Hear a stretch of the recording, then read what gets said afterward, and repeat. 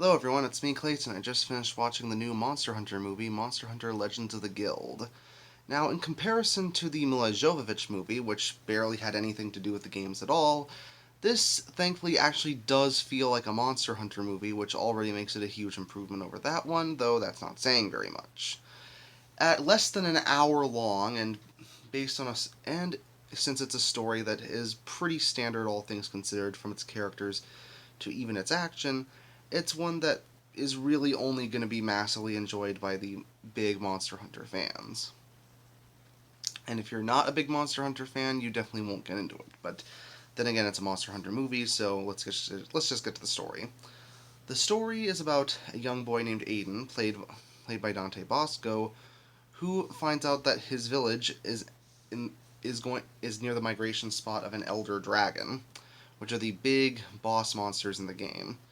So Julius, a official monster hunter, agrees to help Aiden and save his village, while he also learns how to become a proper monster hunter while working with Julius and several other hunters, as we see various other monsters in the game who are used for basically the big training sequences that we have before the big fight with the Elder Dragon. But that's all that I can say about the story.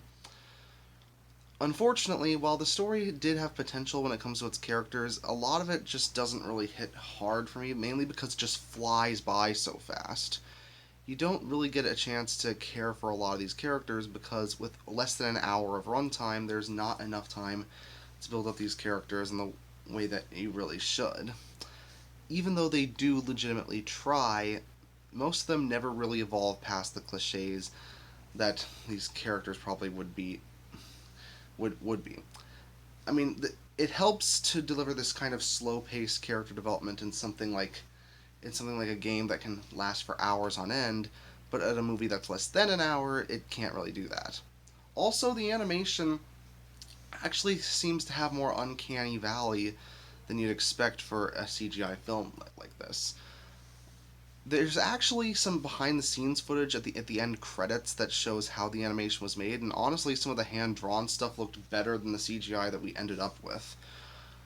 Mainly because while some of the designs do fit the games, such as the cat creatures and most of the monsters, most of the humans do hit the uncanny valley effect to the point where it kind of reminded me of Strange Magic when it came to the faces. So it did make some characters look more creepy than actually enchanting, is what I'm trying to say.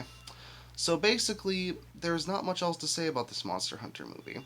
It's certainly better at delivering the kind of action that you'd want from the series, but but outside of a few action scenes and a few clever references, there's not much to it.